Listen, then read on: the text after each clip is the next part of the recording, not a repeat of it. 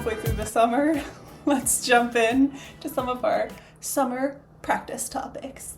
The topic I'm going to cover today is voice. Voice refers to the quality or perceived sound of our articulation, of our speech.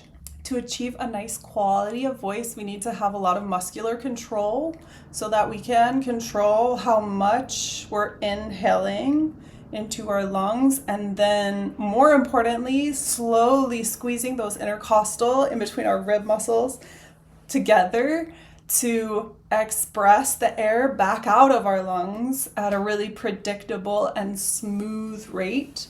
Voice is produced in our trachea. That's the front tube where you can sometimes see an Adam's apple poking out.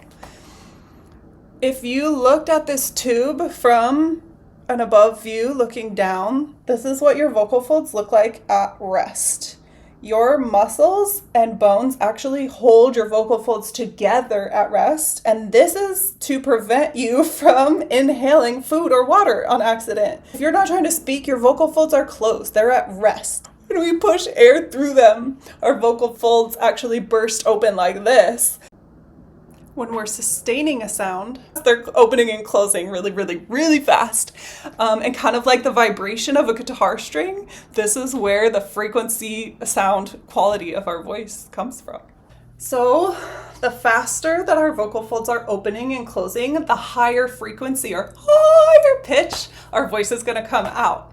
If our vocal folds are opening and closing more slowly, we get that nice, rich, low tone. During puberty, for boys, vocal folds lengthen 3 times as much as they do for girls. So many times boys are having to navigate figuring out how to coordinate this smooth movement of the vocal folds, which is for the most part like an unconscious process. We didn't learn how to move these tiny little muscles in order to speak. It just kind of happened.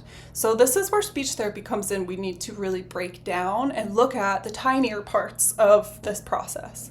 The basics of voice therapy always start with basic vocal hygiene recommendations. These include things like taking sips of water rather than clearing your throat. When we clear our throat, we're kind of slamming our vocal folds together to get some mucus or whatever, some food that we didn't get out of the way.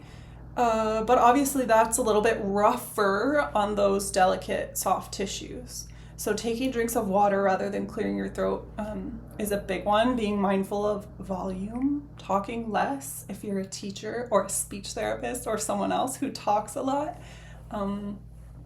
Taking voice breaks and trying to speak softly when possible can be really helpful. And finally, there are some basic vocal exercises like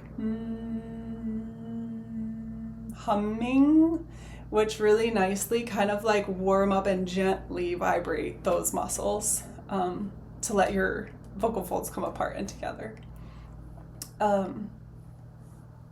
You can move also from a nice soft like massaging hum to taking a straw between your lips. This is not a straw, it's a pen. But similar to humming, I'm gonna hum, but I'm gonna have my lips around this pen and I'm gonna try to push a little bit of air out, so almost as if this is my tiny little mouth.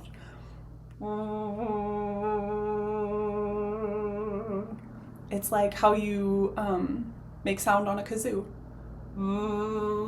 So my voice is on.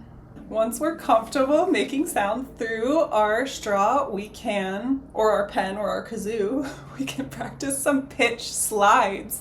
So this is helping our brain make the connection between the tension in our vocal folds and the pitch that we hear coming out. So higher tension, higher pitch, lower tension, more relaxed vocal folds, lower pitch.